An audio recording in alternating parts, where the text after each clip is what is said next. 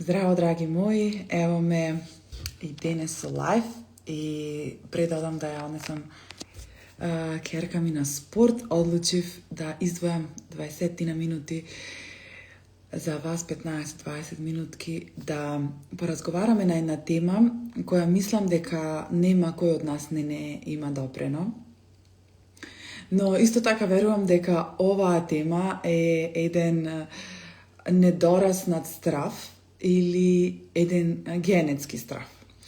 И едното и другото. И сега ќе ви кажам за што станува збор. Станува збор за туѓото мислење. Сега сакам, сите што сте вие тука и што се уклучувате, да се прашате кога и дали во животот сум престанала да правам или не сум направила нешто поради туѓото мислење. И би сакала да ми одговорите со да, ако тоа е така. И дали може би се уште сте во таа мисла да направам, ако направам ова, што ќе кажи маш ми, што ќе кажи сопругот, сопругата, мајка ми, што ќе кажат колегите на работа и така натаму. Значи, прашајте се што јас во животот не правам поради. И верувајте, многу луѓе, многу личности, посебно кои не работат на себе свесно, не се ни свесни дека нешто не направиле поради некој друг, односно толку е преголем стравот и тоа е no-go за нив, што наоѓаат други изговори, други причини, тоа не е за мене, го рационализираат, нема да успеам, како и така натаму. И затоа не одат на некој чекор каде што ќе им биде подобро. Дали е тоа селење, дали е тоа напредување во работа, превземање нови акции, кажување на вистина, изразување и така натаму. Сега, зошто се потикнав да зборувам на оваа тема? Затоа што сакам оваа тема да ја протрам низ призма на собствено искуство, кое ми се случи вчера и завчера. Може би можете да видите на профилот, објавив едно видео, односно рил, каде што е поврзано со животот во странство и така натаму, каде што некако потикна возбуда кај многу луѓе, потикна реакција и оставија најразлични коментари, како позитивни, како негативни, како навреди. Јас се наблюдувам себе си после 6 години јавно говорење вака, како терапевт, работа со многу луѓе, стотици терапии, стотици видеа, како на мојот подкаст, на мојот YouTube, овде, во живо работилници пред 100 луѓе и така натаму. Се наблюдувам себе си и гледам како посебно овие негативните коментари на мене влијаат. Зошто ви го кажувам ова? Затоа што овој страв на туѓото мислење прво потекнува од еден период каде што сме биле деца. Прво, например, постојат во периодот на детство најразличен спектрум на стравови. Например, страв од звук имаат бебињата. Силен звук, тоа ги плаши. И тоа треба да се надрасти на некој период од 3-4 години. Па потоа се јавува онај страв од темница. Исто тоа треба да трае до негде 8-та година, до 9-та, ево да кажеме. Потоа се јавува онај страв од неприфаќање на пријателчињата, другарчињата во школо, кога се веќе се социализираат децата и така натаму. Тука настапува овој момент кога ние сакаме да му се допаднеме на другите. И ова е сосема природен и нормален страв и можам да кажам и генетски, затоа што кога сме живееле во племиња, ако не исклучеле од племето, тоа за нас значило смрт. Значи, сами не обстојуваме, ние сме луѓе ние сме битија што живееме во заедници, а не сами и имаме корист од заедници и така напредуваме и растиме. Така да, ова е сосема нормален страв во тој период од животот. Но, ако ти сега имаш 30, 40, 50 години, 60, и ти се уште имаш страв, што ќе каже комшивката или што ќе каже мајка ти, веќе станува збор дека ти не си го надраснал или не ти помогнале, не си изградил капацитет, а резилиентност, да го надминеш тој страв. Да, има оваа ситуација има поврзана со многу фактори. Значи, со сликата за себе што имаме, како не третирале, односот со родителите, односот со внатрешното дете. Всушност, тука сме заглавени во внатрешното дете. Кои сме ние и како другите не гледаат. И затоа ви ја спомнав ситуацијата со коментарите, каде што точно се сеќавам. На Божик во 2021 година, прв пат се осудив да се појавам вака на лайв. Мислам дека тогаш немаше, тогаш беше IG. И тогаш објавував на англиски, зборував за моите програми, за тоа што го работам, за хипнотерапијата и така натаму, и знам колку се чувствував, како ќе реагираат моите, како ќе реагираат пријателите, не знам, другарите од средно или што знам. Но, во тој период јас држав фокус само на тие личности што можам да им помогнам. Сега, вие ова можете да го поистоветите со вашите случаи, односно вие не сте сите, не работите во онлайн светот, но овој пример можете да го поистоветите со мислењето на твојот сопруг, на твојата колешка, на твојата другарка. Зошто и како? Првенствено затоа што ние сите потекнуваме од своите ставови, од своите уверувања, од своите патишта и цел живот го гледаме низ нашата призма. Не го гледаме тоа како е, него како ние го доживуваме со внатрешниот свет и со тие сите фактори, фокусот, уверувањата, што ни кажувале порано, каков став имаме за темата и така натаму. Например, темата јас што ја споделив на Инстаграм, беше толку фасцинантно да се гледа. Темата што ја споделив на Инстаграм беше дека многу луѓе што живеат во странство му завидуваат на тие што живеат во Македонија затоа што тие имаат баба, дедо тука, тетка да им помогне така натаму, а тука животот е малку поосамен. И јас се осврнав, да кажам, на луѓето што живеат во странство да најдат друга перцепција, да размислуваат на тоа дека може да си помогнат самите себе со тоа што ќе гледаат дека тие ќе градат тим со семејството наместо да секогаш тежнеа да некој од надвор им помогне. Сега, на тоа се јавија коментари како животот ваму или таму е подобар, како не треба се пласира да живеат луѓето одат во странство, како секој си ги бира своите патишта и така натаму, што немаше врска со темата.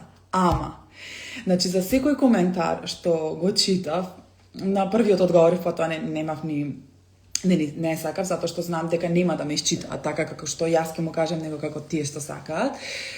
И ми беше супер да видам, за секоја личност можев да ја видам болката, за секоја личност можев да ја видам програмата во позадина со која програма зборува. И тоа немаше врска со мене, затоа што од друга страна добив десетици коментари, пораки во инбокс како се благодари што ја го споделив тоа, затоа што не се осеќаат повеќе сами, делат исто мислење со мене и така натаму. Но што мене ме одржа да јас да имам неутрално чувство, едноставно да немам ни во еден момент сомневање дека можеби јас не вредам или не сум добра или бидејќи ме камшикуваат, затоа што ја препознав мојата намера.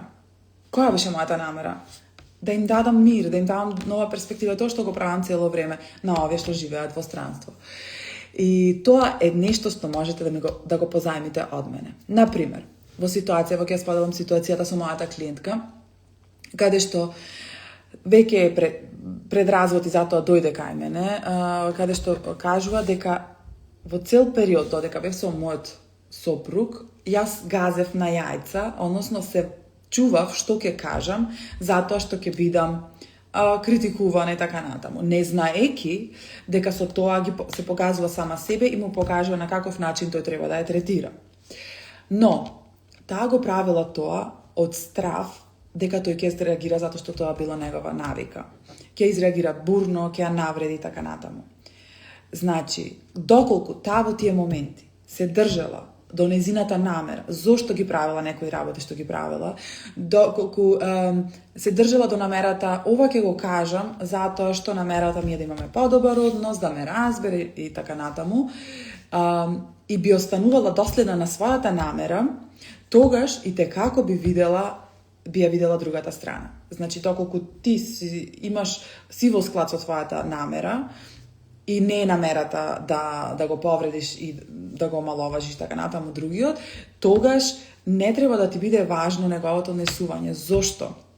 Затоа што секој треба да си се погрижи за својот двор.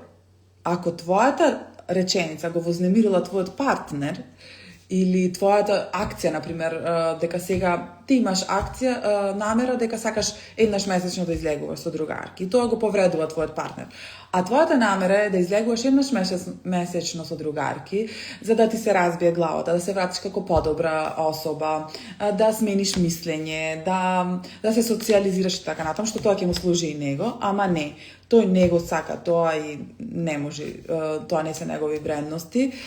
Доколку ти ја знаеш твојата намера и цврсто стоиш зад неа, тогаш тоа што тој не сака ти да излегуваш со другарки, тоа веќе не е твој проблем. Тоа е негов проблем, доколку не сте се договориле поинаку. Ова е само некој пример. Треба да се задржиме на нашата намера. Која е мојата намера? Зошто јас ги правам работите? Ама многу од нас што прават, многу од вас, ова веќе одамна не го правам јас, прават наместо да се фокусира на тоа што ми беше намерата, се фокусира на туѓото однесување и ги зазема и на стравот, што ќе се случи, како ќе дојде до непријатна ситуација и така натаму, и ова се таложи и доаѓа до раскинување. Односно тој страв што го имаат во тие ситуации се реализира на крај. Затоа кога ќе поставите намера, кога ќе знаете цврсто која е вашата намера и сакате да превземите некој чекор за да ви биде подобро понатаму, држете се до таа намера и ќе видите како мислењето на партнерот, на мајкати, на пријателот нема да биде веќе важно. Затоа што знаеш каде целиш. И друго, исто така, тогаш се отвара еден простор да, доколку јас се разбирам себе и знам зошто нештото го правам, тогаш ќе ми биде полесно да знам зошто ти така се однесуваш. Тогаш ќе можам да се одвојам и да ја видам широката слика и да видам добро зошто си толку нервозен, зошто така ме навредуваш, а мојата намера беше сосема чиста. И тогаш ова е многу голема замка. Многу жени ова го прават. Мислам и мажи, да не генерализирам, ама многу мажи. Значи, жената прави нешто, кажува некоја, ова не ми се допаѓа, и мажот е навредува зошто тоа да не се допаѓа, како и така натаму, и таа почнува да се обвинува зошто тоа не се допаѓа, мора да се допаѓа. Излегува од себе. Значи, наместо да застане, повторно да се преиспраша самата себе, таа му верува него или на колегата или било како. Значи, многу луѓе сме се одвоили од самите себе. Многу сме надвор наместо да сме внатре. И затоа јас во моите програми проповедам медитација, смирување, молитва, како сакате кажете го. Поврзување со самите себе и со интелигенцијата внатре во нас. Значи, мора да се запознаеме, да се преиспитаме кои сме, што сакаме, каде целиме и потоа да настапиме. Веќе не сме деца. И да излеземе, да го надрасниме тој страв што го имавме кога беше нормален, од периодот од 9 до 14 години, кога се плашивме дека нема да се вклопиме во друштво и така натаму. Значи, дај да го надрасниме. Да сватиме дека ќе не сакаат, ќе не почитуваат, напротив повеќе ќе не прифатат доколку бидеме автентични. А што значи да бидеме автентични? Тоа што го мислиме, тоа што го сакаме и тоа што го правиме да биде во склад и нормално тоа што го зборуваме. Да биде во сооднос, да биде еднакво. Не можеш едно мислам, ама друго ќе правам и после очекуваме да не дојде до расправа. Како? Прво ти мора да си почистиш во дворот, па потоа ќе биде чисто и во твојот однос со некој друг. Затоа што превземаш одговорност. И апелирам дека да не го земаме изговорот дека поради него не направив, поради неја не го направив ова, поради неја не направив промена. Не. Ти не направи промена не поради него, него поради стравот што го имаш и што не можеше да го поднесиш кога ќе помислеше дека тој или таа ќе изреагира. А тоа не е твој проблем, тоа е негов проблем, негови емоции како возрастна личност со кој тој или таа треба да се погрижи. Пишете ми во коментар дали ова резонира. Дали ова го сваќате. Дека конечно треба секој да си стане одговорен за себе и да почне да си ги средува од внатре работите. Значи, денес имаме многу можности, терапевти, коучеви програми, да најдеме начин да си сами себе помогнеме. ако не молитвата, медитацијата, ево земете ја неја како начин да си помогнете. Да се вратите во себе, да се преиспитате, пишувањето исто има терапевско дејство. Ќе го објавам ова и прегледнете го уште еднаш видеото, можеби ќе ви биде појасно кога повтор пат ќе го слушнете, затоа што кажав многу работи и се гледаме во некој друг лайф. А доколку ова не можете сами да го надминете, знаете, ве чекам на терапија, каде што може да се случат огромни, енормни промени. Имам некој тука во обликава, односно, тука што ме пратите, што веќе се на програмата, вратија својата мојки каде што работиме интензивно, па знаат како е да се случува таа промена и таа комуникација. Се гледаме на некој друг лайф. Чао!